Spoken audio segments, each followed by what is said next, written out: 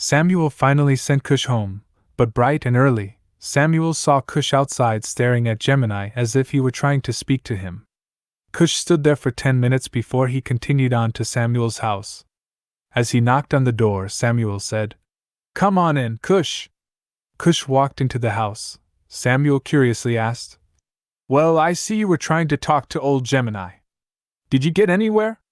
Cush said out of frustration. "No." Samuel smiled. "Just keep trying. One day, we'll go out there and try it together."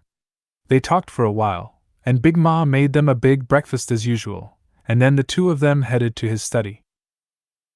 Samuel took a sip of coffee. "Sabaoth had to deal with us first, before he went on to everyone else.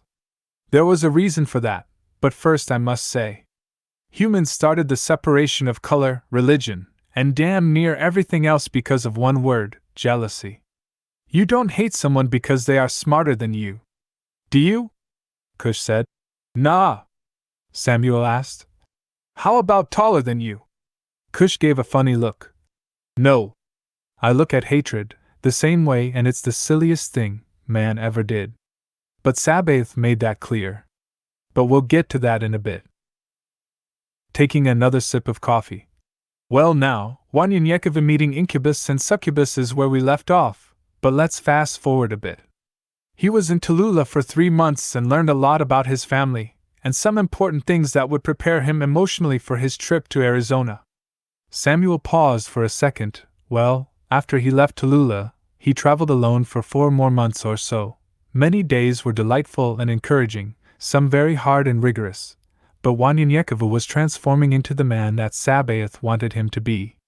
Traveling by foot by day, resting at night to avoid heavily populated areas and men altogether, for the time being, because Mletsi told him it was not the time. But he was learning a deeper understanding of each component of man's totality. He saw the difference between the traditions of man and spirituality.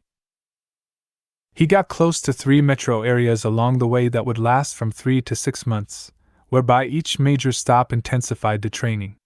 One site was just a few miles north of the metro, Shreveport, Louisiana. Then he headed southwest near Metro Dallas. Then, he headed to the abandoned cities of Ardmore and on to Abilene, Texas. Once in Abilene, Wanyanyekova finds himself in a thick wooden forest. After training, as he headed west, he noticed the animals walking alongside him as if they knew him. The scenery started changing as he watched 2 squirrels slowly chase each other. With his attention focused on the squirrels, he suddenly turns and sees he's in the midst of the desert, seeing a rattlesnake slither right by him. Confused about what just happened, he stopped and said to himself, "What is this? Déjà vu?" Mletsi appeared before him. Wanyanyekova said, "I'm confused. I don't know the differences between reality and my dreams. I was just in a wooded area, and now I'm suddenly in the desert. But I didn't see what was in front of me, but rather a dream I had many months ago." Mletsi said to him in a calm voice, "Turn around. You'll see you have walked at least a mile in the desert. Here, the environment you are used to has abruptly ended, and it will be a while before you return to it. You were indeed somewhere else, from when you left our last location until now. I hoped you could find that place, and know the differences between the two. I need you to concentrate and learn this for a reason. Sabaoth has been dealing with you with this since you left home, introducing it to you in dreams that now have come to pass, and it's growing stronger for a reason. I will explain later as you learn that difference. Now, continue to travel west. I will return with a blessing from Sabaoth when you have achieved this final lesson." Wanyanyekova said, "I don't understand it at all." Mletsi said, "You will." And Wanyanyekova rubbed his eyes, scratched his head, then replied with determination, "It is so." Unfamiliar with this environment, he didn't know what to eat or where to find water. He ran across a plant, and what appeared to be some kind of fruit on it. He took a bite of it, and found himself getting sick. Then, he woke up and still had the fruit in his hand, but it hadn't been bitten, so he immediately threw it away. The confusion would come and go, and he thought he was going crazy for a moment. He dropped to his knees as he prayed. "Sabaoth, I don't know what I'm doing. Please guide me.